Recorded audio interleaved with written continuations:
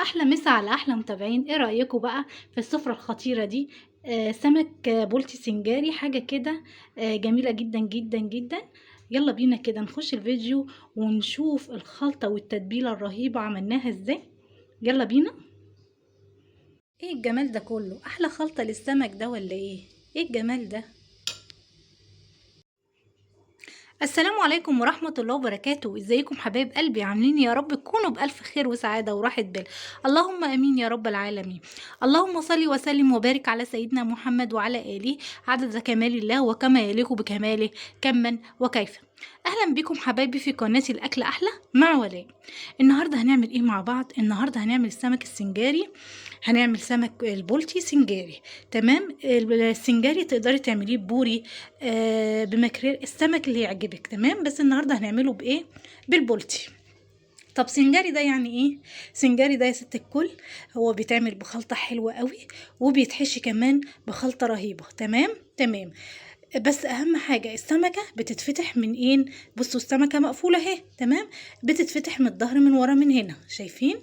اهي السمكة مفتوحة من الظهر كده. شايفة السمكة مفتوحة ازاي؟ اهو. بتفتحيها من الظهر كده، او بتقولي لبتاع السمك افتح لي السمك ايه، او نضفولي سنجاري. هيفتحهولك بالشكل ده من الظهر زي ما انت شايفه معايا. تمام. السمك ده مغسول ومنقوع بميه وملح ودقيق، بصوا مظبطاه. تمام. شايفين السمكه عامله ازاي؟ والسمك ده طازه زي الفل.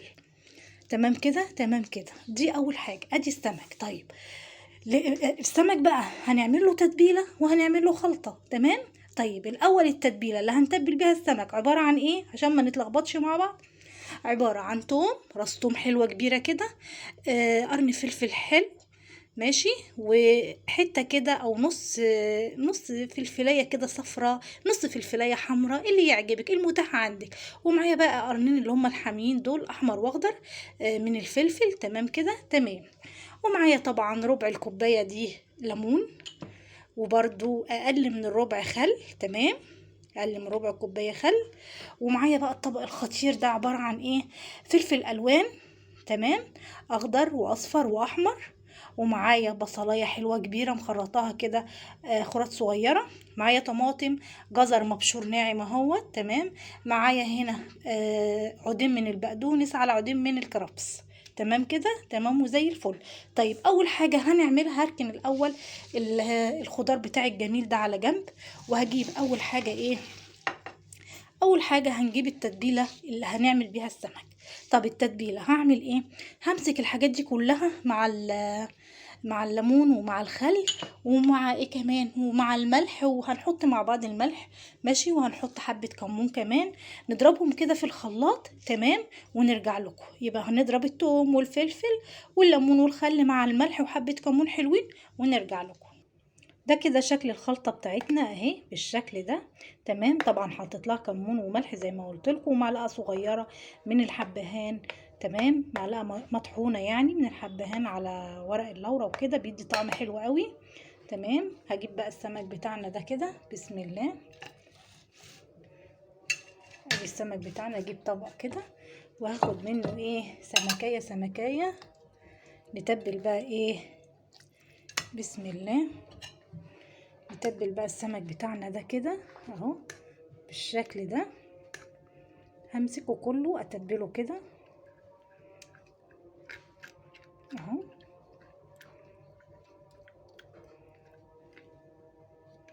شايفه؟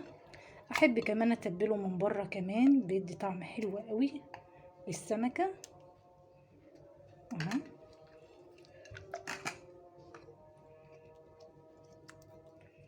طبعا همسك سمكه سمكه زي ما انتم شايفين كده اهو، اتبلها بالشكل ده. بسم الله اهو. شايفين قلب السمك من جوه ابيض وجميل ازاي ونضيف اهو.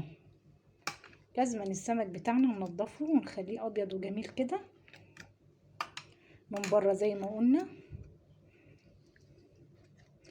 طبعا هخلص كل الكميه اللي عندي بقى بتاعت السمك دي، وارجع لكم نقول هنعمل ايه تاني في السمك. تمام اهو. شايفه شكل السمكيه وهي متبله عامله ازاي اهو بالشكل ده.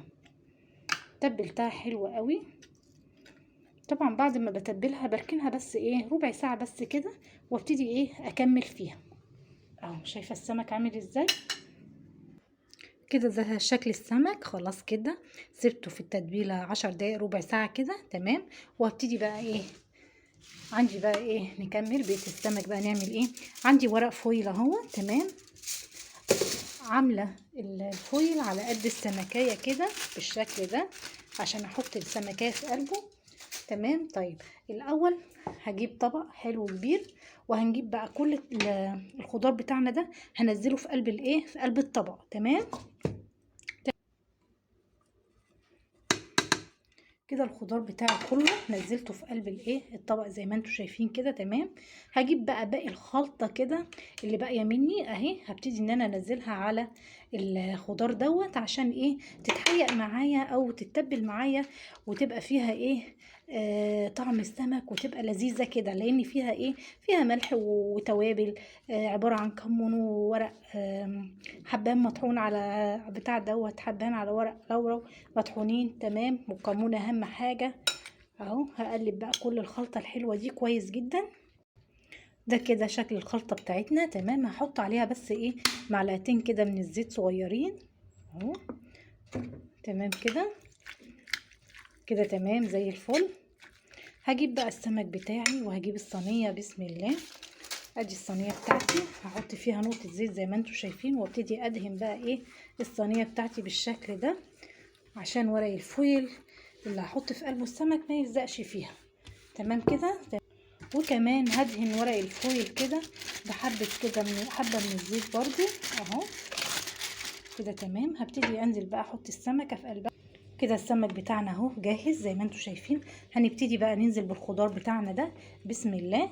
نحشي كده السمكه بتاعتنا بالخضار الجميل ده او بالخلطه اللي احنا عاملينها اهو. نحشيها حلو كده اهو.